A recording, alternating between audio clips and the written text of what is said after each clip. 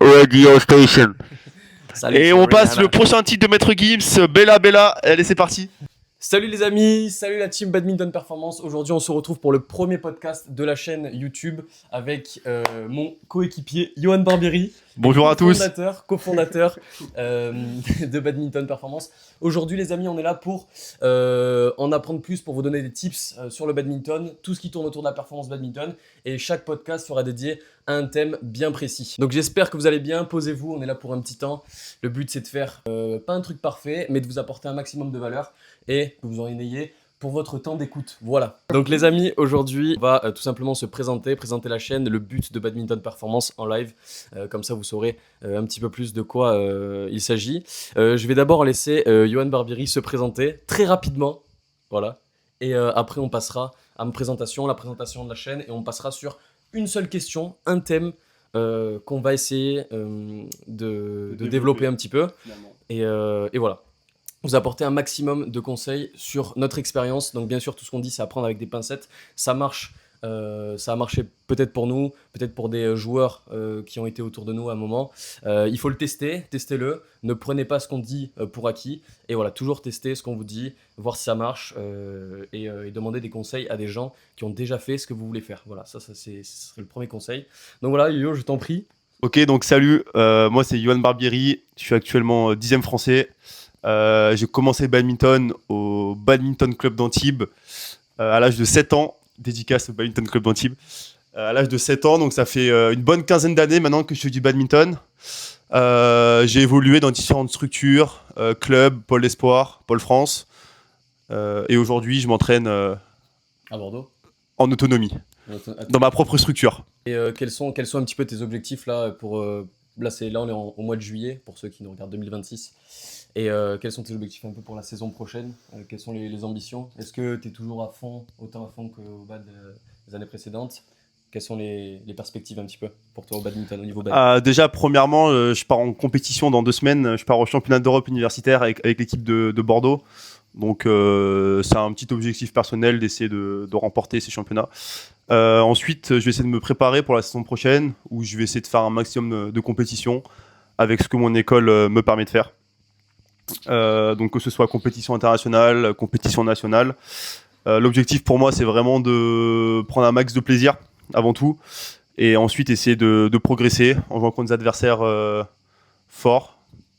Je pense que c'est pas mal. Et après, à long terme, mon objectif, ça a toujours été d'arriver top 100 mondial. Donc ça, c'est un objectif que je me suis fixé depuis longtemps et que je compte bien atteindre un moment ou un autre. Ok, génial, très belle présentation.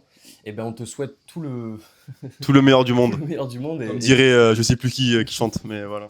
Exactement. Et moi, pour ma petite présentation, donc j'ai commencé le bad à 10 ans, donc assez tard par rapport à Johan et par rapport à certains autres joueurs qui ont été assez bien classés.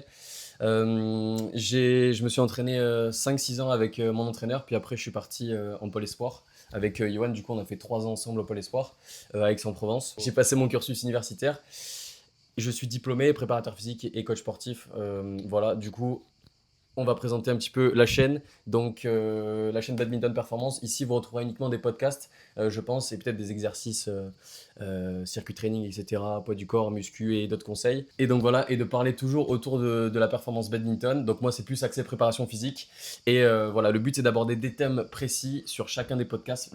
Le but, c'est que pas que ça dure 3 heures non plus. Et c'est qu'on vous donne le maximum de conseils pour que vous puissiez les appliquer ensuite sur le terrain et dans votre quotidien. Donc voilà un petit peu pour la présentation de la chaîne. Vous retrouvez tous les vidéos, toutes les réels sur Instagram et tous les programmes Badminton Performance en story. Voilà, n'hésitez pas à rejoindre la communauté WhatsApp où il y a à peu près 300 joueurs de bad qui ont rejoint. Donc c'est vraiment énorme ce qu'on a réussi à construire en quelques mois, où il y a pas mal de tips toutes les semaines via des e-books, via des masterclass, on appelle ça comme ça, où il y a pas mal de valeur dedans.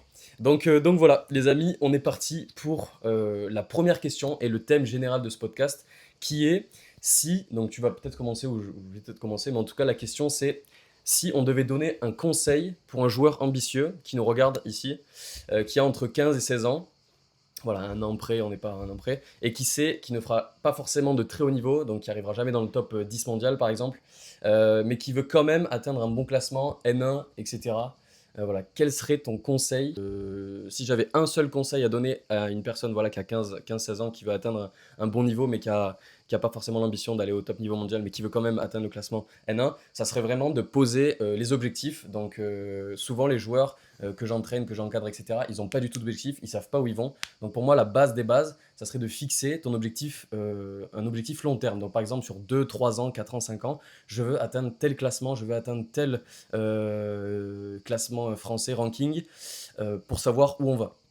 Donc ça serait le premier point, avoir vraiment une idée de où on veut aller à l'arrivée. Vraiment, c'est ça. Et d'avoir un plan de comment y arriver aussi. Je pense que c'est très important. Ouais, exactement. Bah, c'est exactement. Et en fait, placer votre objectif final et après faire des sous-étapes à chaque fois en fait pour la faire très, très courte et très simplement. Et je pense que si tu n'as pas ça de ton côté, tu n'as pas mis ça en place, ça va être très dur d'atteindre tes objectifs, ou en tout cas tu les atteindras un peu plus lentement, tu sais pas trop où tu vas aller, tu vas potentiellement te perdre. Donc voilà, c'est en fonction de ton contexte, de tes études, de ton emploi, si tu as un emploi, de tes entraînements, du nombre d'heures que tu peux t'entraîner, etc.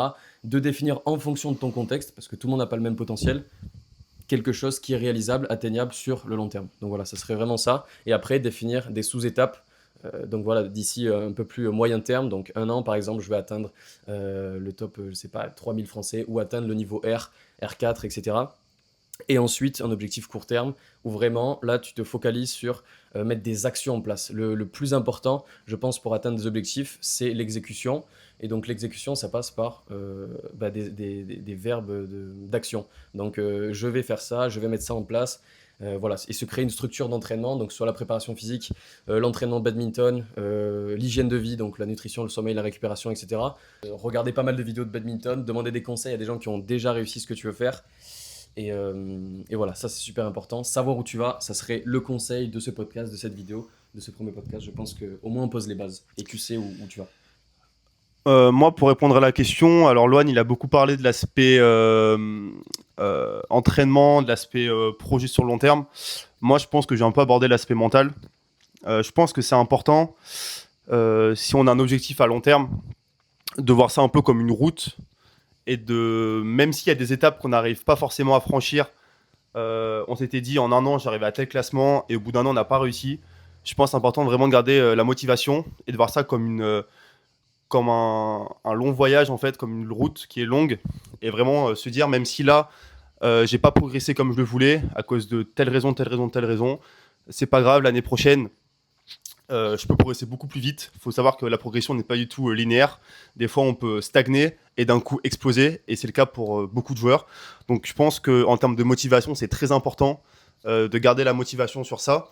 Et de même, s'il y a des périodes de creux, des périodes où mentalement, c'est un peu plus compliqué parce qu'il y en aura, c'est sûr. Quand vous avez un objectif sur plusieurs années, ça peut pas toujours être parfait, le top, ah, super, j'ai gagné tous mes tournois. Il y aura forcément des tournois moins bien, des entraînements où vous vous sentirez moins bien, des périodes un peu plus de baisse. Et ben c'est important dans ces moments-là de se dire que ok, à ce moment-là c'est compliqué, mais dans quelques mois ça va revenir. Toujours en restant concentré sur l'objectif. Toujours en restant concentré et en restant positif. Parce que si dès qu'il y a un petit pépin, vous perdez en motivation, vous faites moins d'efforts, ça va pas le faire.